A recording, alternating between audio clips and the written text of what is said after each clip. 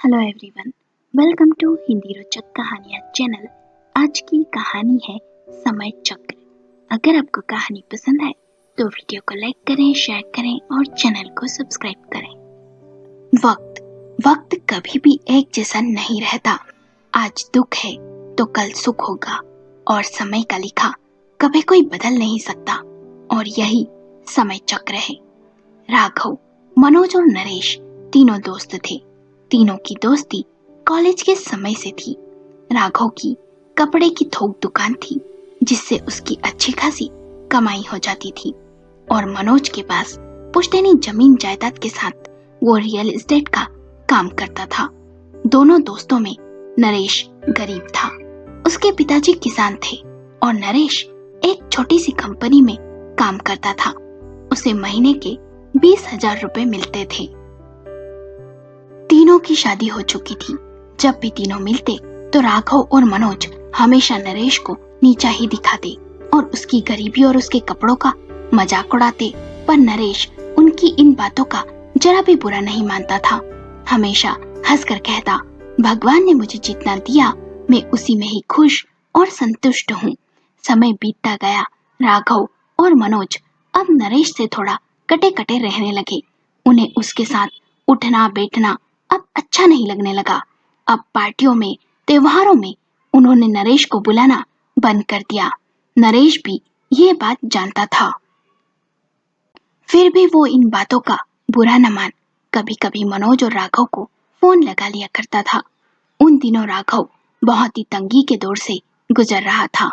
उसे बिजनेस में बहुत घाटा हुआ था, जिस कारण उसका मकान, दुकान, गाड़ी, यहाँ तक कि पत्नी के गहने सब बिकने के बाद भी लाखों का कर्ज था।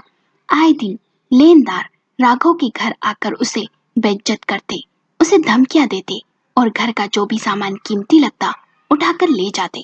राघव ने भी कई लोगों को उधार माल दिया था और बदले में उन्होंने जो चेक दिए थे वे सब बाउंस हो गए। राघव उनके यहाँ चक्कर लगाते लगाते थक गया, पर किसी ने भी ना तो सामान लौटाया और ना ही रुपए दिए। आखिरकार राघव ने उन लोगों पर कोर्ट केस कर दिया, पर केस की कार्यवाही बहुत ही धीमी थी और राघव की हालत बद से बदतर होती जा रही थी। जैसे तैसे एक छोटा सा घर किराए का ले लिया था।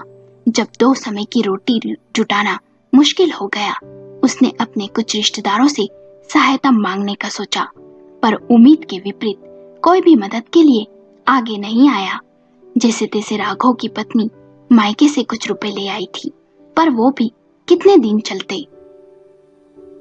राघव कुछ काम भी शुरू करने की सोच रहा था, पर रुपए ना होने के कारण काम भी शुरू नहीं कर पा रहा था।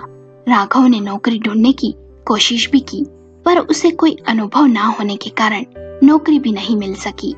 आखिरकार राघव ने निर्णय लिया कि वो मनोज को अपनी हालत के बारे में बताएगा और उससे मदद मांगेगा। रविवार के दिन राघव ने मनोज के घर जाने का सोचा। रविवार को दोपहर के समय राघव मनोज के घर पहुंच गया। दोनों दोस्त बैठ बातें करने लगे। मनोज ने कहा, आज कितने दिनों के बाद मुलाकात हुई। पहले पता होता तो उस फटीचर नरेश को भी बुला लेता, आज वो भी पकवान खा लेता। ये सुन राघव ने कुछ नहीं कहा, बस मुस्कुरा दिया। यदि और कोई दिन होता तो राघव भी इस बात पर कोई न कोई ताना मार ही देता। मनोज की पत्नी बहुत सारा नाश्ता ले आई। कुछ देर इधर उधर की बातें की और फिर बात करने के बाद राघव ने हिम्मत जुटाई और धीरे से कहा, मनोज एक बात कहनी है तुझसे। मनोज ने कहा, हाँ हाँ बोलना, क्या बात है। इसके बाद राघव ने उसे अपनी पूरी कहानी सुनाई। उसके बाद मनोज ने गंभीरता पूर्वक कहा, ओहो तेरी हालत तो बड़ी खराब है, मुझे बहुत बुरा लगा सुनकर। राघव ने कहा, मुझे तेरी मदद की जरूरत है, प्लीज। मनोज ने कहा, हाँ हाँ क्या चाहता है तू मुझसे। राघव ने कहा, वैसे तो मुझे लाखों रुपयों की जरूरत है, पर तू मुझे 2 लाख रुपए दे दे। हो सके तो अभी 2,000 रुपए दे दे, घर में कुछ खाने का सामान ले जाना है। ये सुन मनोज ने कहा, अभी इतना तो नहीं है मेरे पास, ऐसा कर कल ले लेना और 2,000 रुपए भी कल ही दे दूंगा। राघव ने कहा, तो फिर मैं कल कितनी बजे आऊं रुपए लेने। मनोज ने कहा, मैं तुझे फोन कर खुद ही बता दूंगा। ये सुन राघव ने चैन की सांस ली। कुछ देर दोनों ने बातचीत की और फिर राघव चला गया। आज घर आकर थोड़ा निश्चिंत था कि कल मनोज उसे रुपए दे देगा तो कोई ना कोई काम शुरू कर लेगा। बहुत दिनों के बाद राघव चैन की नींद सोया। सुबह 9 बजे उसकी आंख खुली। उठते ही राघव ने अपना मोबाइल देखा। कहीं मनोज का कोई कॉल या मैसेज तो नहीं। दोपहर से शाम होने को आ गई पर मनोज का फोन नहीं आया। राघव ने मनोज को फोन लगाया तो फोन स्विच ऑफ आया। रात को 8 बजे के आसपास राघव मनोज के घर गया तो मनोज की पत्नी ने कहा वो तो घर पर नहीं है, 1 सप्ताह के लिए बाहर गए हैं। उदास मन से राघव सीढ़ियां उतरने लगा।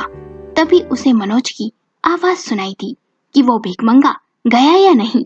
ये सुन राघव का मन दुख गया।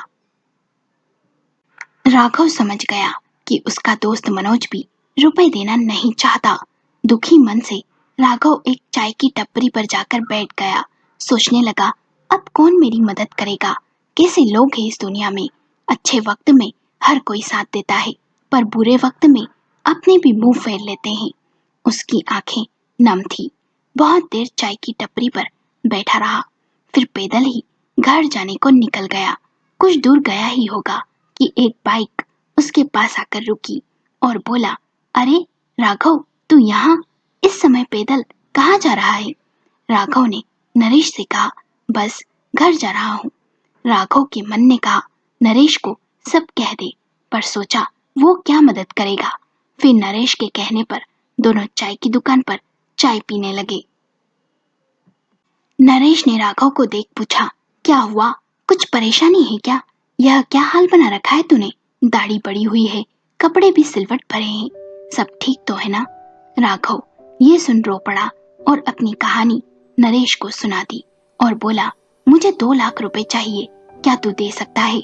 नरेश ने कहा, मैं दे देता, पर कुछ दिन पहले ही मैंने बाइक ली। अच्छा तो चिंता मत कर, मैं कल इंतजाम करवा दूंगा। फिर नरेश ने 500 का नोट जेब में से निकालकर राघव को दे दिया। कुछ देर बाद राघव घर चला गया और सोचने लगा, जैसा कल मनोज ने कहा था कि मैं कल दे दूंगा, वैसे ही आज नरेश ने भी कहा कल वो भी नहीं आएगा। अब क्या होगा? क्या करूंगा मैं? कहाँ से इंतजाम होगा? पूरी रात राघव सो न सका। सुबह उठा और मोबाइल देखा पर नरेश का ना तो कोई कॉल था और ना ही मैसेज। दोपहर को राघव ने पूरी उम्मीद खो दी और इसी उधेड़बुन में लगा रहा कि अब क्या करूं। राघव का फोन बजा। फोन नरेश का था। राघव ने फोन उठाते ही पूछा, हो गया रुपयों का इंतजाम?